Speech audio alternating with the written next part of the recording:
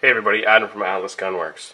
Here to talk about chamber checkers and bullet types a little bit. So customer has some bullets that weren't beating well, sends the gun up here, sends the bullets separate. Make sure you send them separate. It's against the law. That's a huge fine if you airmail ammo. So we get the ammo and I start checking it, and this is my match barrel, and none of it even close to fits in there. Like not even close, and then so you're like, okay, this ammo is clearly a big problem, so let's do some more investigating. So I made him send his chamber checker. This happens to be a Dillon chamber checker, but understand that chamber checkers come in many different sizes. You could buy this same one from Dillon 4 times and probably get 4 slightly different sizes. What's important is not who made the chamber checker, but it's important that the chamber checker is reamed straight, which is most of the time you'll see that. That's pretty common, but it's not impossible that somebody reamed it improperly. It also needs to have the right amount of length, and then the chamber size, width in particular, is super important. So your chamber checker has to match your barrel. So in this case, so that ammo that didn't fit in my gun drops right in and out of this chamber checker. So right off we know we've got a chamber checker problem. So barrels can be reamed in different sizes. So there's the SAAMI minimum spec, and then you start going up from there. If we reamed competition guns that were running reloads at SAAMI minimum, nobody be able to get their ammo in there. So once the case fires and expands to the size of the chamber of whatever gun it happened to be in the first time it was fired, getting it back to a minimum is pretty hard to do. Without a Case Pro or some kind of industrial machinery, that pretty much doesn't happen. So most of our ammo isn't all rolled, so we all run chambers a little bigger than that. On the top side, you can't go too big, because if you go too big, you're going to wreck your brass. So again, the brass expands in here every time you shoot. So the bigger you have the chamber, the more stress you put on the brass, the quicker you're wearing brass out, the more likely are you to have brass fail, all kinds of problems. You're getting a little more blowback by the case. There's just there's a fine line, let's say. So with this customer's gun, we start playing, and of course some of these bullets don't fit well, and I'm immediately thinking that ammo is bulged in the back. So this is a 40. The 40 bulge is a common thing where what happens is the chamber here is cut too far, this angle, to get guns to feed. And then the bottom of the case, and I don't have a cutaway case here, but I should, but right about there, let me see if I can do this with something else. The case is supported, so about to, I'm guessing here, without cutting it away, but about to here, there's a big thick rim inside here. And then when you pull, if you were to look here, what you see, this thickness you see here goes to about here, and then again it's thick here. So when you have a case in the gun, you can have a little bit showing here on the bottom like this, and that part of the case is what they call supported. So there's not going to be any, the case is strong enough there to withstand and not bulge. If you cut the chamber so that this little bit, the next little bit here is exposed, it'll stick out, it'll blow it right out.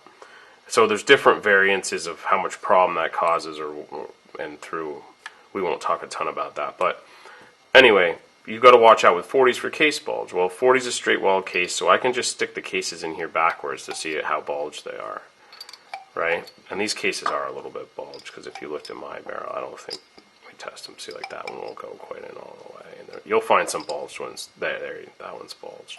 And you could see it. You can see the little bulge here, and you can see where his die goes to here. You know, and if we went a little further, we get that bulge out most likely. So a couple things. One, and again I don't have one here, but on the bottom of your sizing die, it's usually flat like this. And what you'll see most of us do is just put it on a wheel or something and taper it out here so that it stops on the contact point right here. So if if your size die is coming down, we want it to stop on that little rim that encapsulates the case. So as it's coming down, I want it to stop here.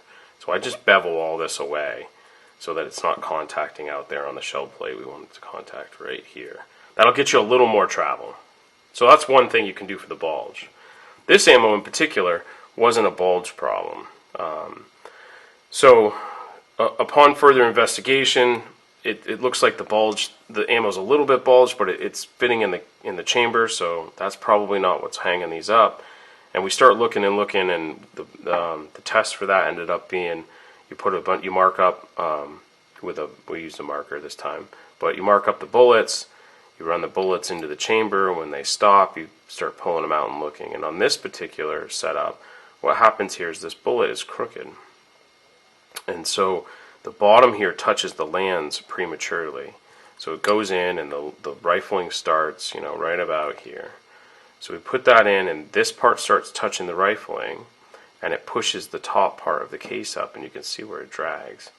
So, with that case, if you had a heavy enough spring, maybe it would run. But in a competition gun with a light spring, it definitely is not what you want. So it took a little while to come to that, but it came to the coated bullet here was just out of round. Now this is out of 5,000 rounds, give or take, I think he said. So, less than a 1%, well under a 1% fail rate. But still, there's some problems. So we'll address that. Bullets need to be round to fit in the chambers. A tight chamber checker would just catch that stuff, so it's pretty normal probably in the thing. Coated bullets, again, we're seeing all kinds of variances in the quality of the coated bullets.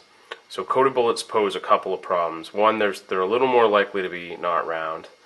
The partly why they're and the process that they use to make them. The processes are about how fast they're making them typically, and their quality control. So when they're trying to be the low price point in a bullet world, you're going to probably see a little more variance. If you've got a tight chamber checker, no big deal. You throw 10 of them away or whatever every 1,000, or every 5,000. The other problem we're seeing with them is that, in particular, the coated bullets, but this would be true for any kind of lead bullet or moly coated or any kind of bullet that doesn't have a jacket or a plate on it, is that the mix that they're using to make the lead isn't as desirable as some of the previous mixes. So there's some companies who make lead bullets, and they're more lead, and they have less tin and antimony in them, and vice versa.